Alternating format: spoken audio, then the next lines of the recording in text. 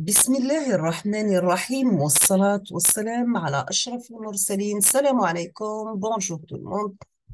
Toujours في le module théorie de signal. Aujourd'hui, on va voir la partie numéro 2 pour chapitre numéro 1, les signaux particuliers en traitement de signal. Nous avons vu, pardon, la vidéo précédente, l'impulsion de Dirac, l'échelon unitaire. Aujourd'hui, on va voir l'impulsion, oui, la fonction ciné, pardon. Donc, اليوم راح نشوفوا l'impulsion rectangulaire unitaire. Elle est notée par règle de t, ou bien on peut la noter par le symbole règle de t. Elle est centrée sur le point 0 d'amplitude a égale à 1, de durée période égale à t.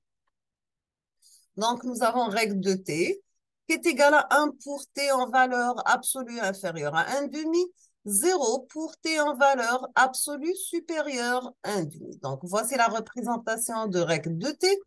L'amplitude égale à 1. Elle prend la valeur 0, l'intervalle de moins l'infini, moins 1,5, de moins l'infini jusqu'à moins 1,5.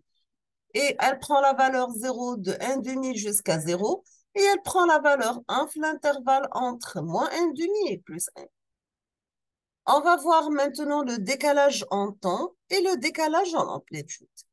Si vous avez S de t un signal rectangulaire d'amplitude grand A, de centre T0 et de durée A, dans ce cas, vous avez A, l'amplitude si elle est positive. Le centre, c'est bien sûr T0. Et si vous avez T0 plus T sur 2 et T0 plus T sur 2. Et moins T sur 2 et plus T0. D'accord? Donc ça, c'est la représentation de S de T. A qui est égal à A rect de T moins T0 sur grand T. Maintenant, si nous avons un signal rectangulaire discret unitaire, donc il prend la forme de rect 1t, est égal à 1 pour un t en valeur absolue inférieure à 1,5, il prend la valeur 0 pour un t supérieur à 1,5.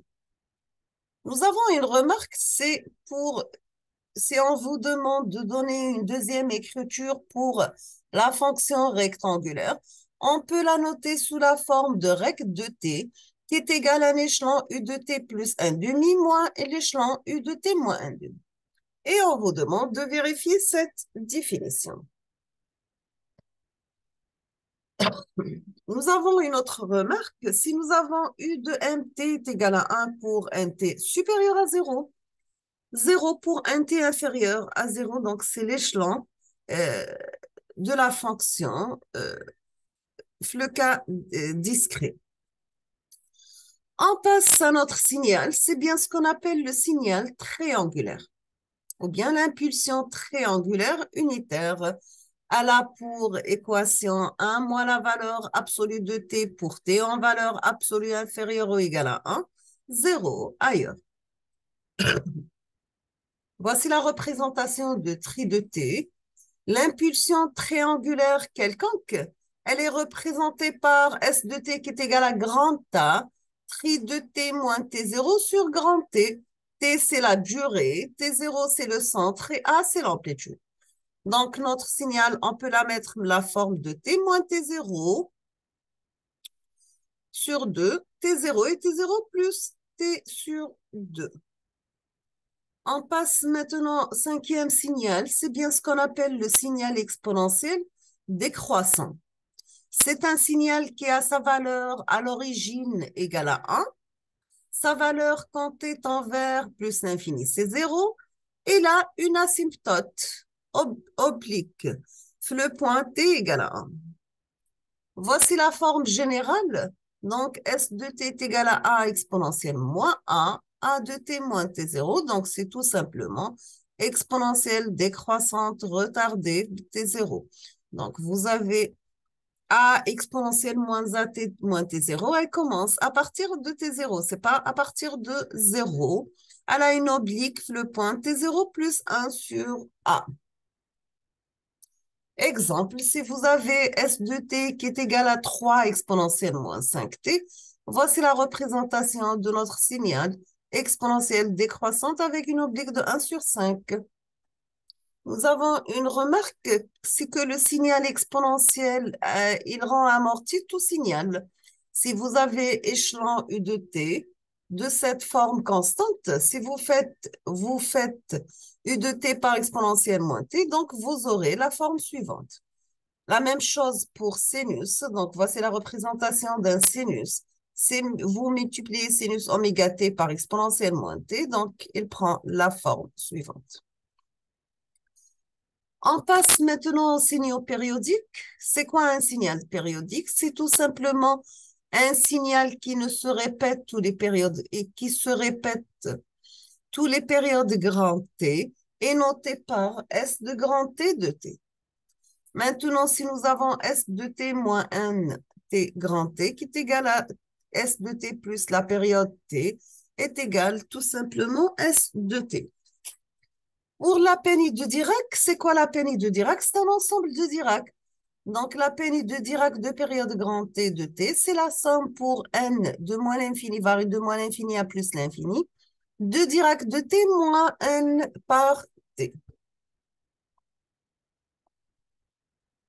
Pour un train d'impulsion rectangulaire, donc voici sa représentation, et vous pouvez trouver aussi un train d'impulsion triangulaire, ou bien vous trouvez les signaux particuliers, sinus oméga t, ce sont tous des signaux périodiques.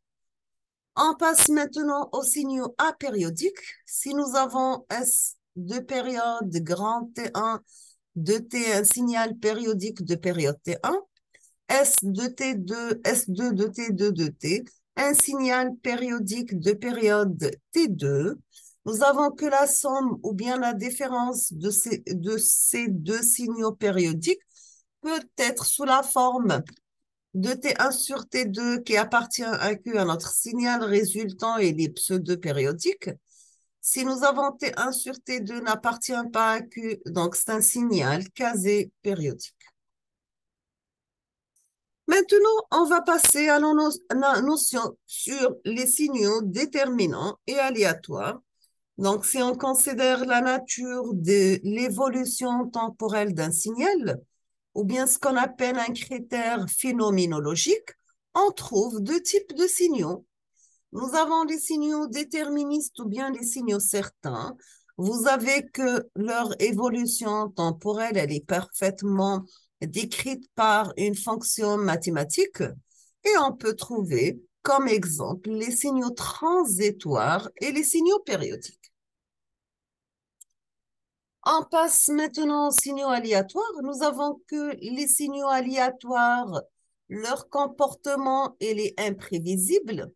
Ils sont décrits par l'un des probabilités, par les lois de probabilité, pardon. Vous avez la moyenne arithmétique, vous avez l'espérance mathématique, vous avez la variance et la covariance, vous avez la densité de probabilité, sans oublier la fonction de répartition f1 de t qui est égale tout simplement à l'intégrale qui varie de moins l'infini à plus l'infini de f de t dt.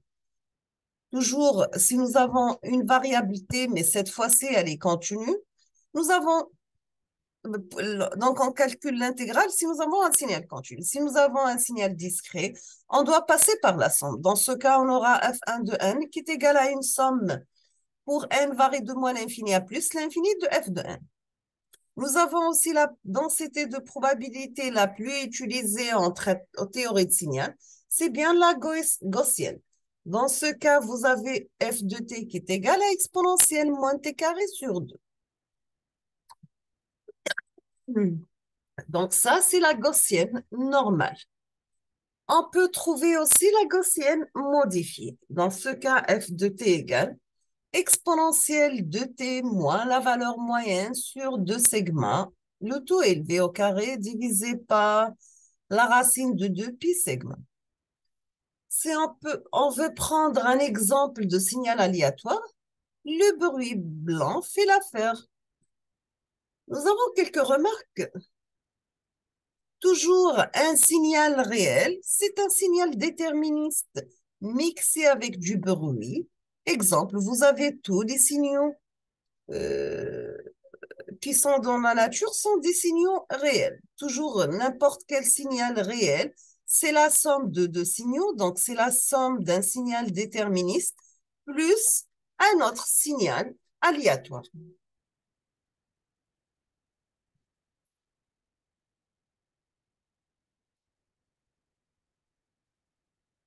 On va s'arrêter ici aujourd'hui et on termine la suite dans la prochaine vidéo, Inch'Allah. On va entamer la notion d'énergie et de puissance. Donc, je vous remercie infiniment pour votre attention. N'hésitez pas si vous avez des questions et à la prochaine vidéo, Inch'Allah. Merci.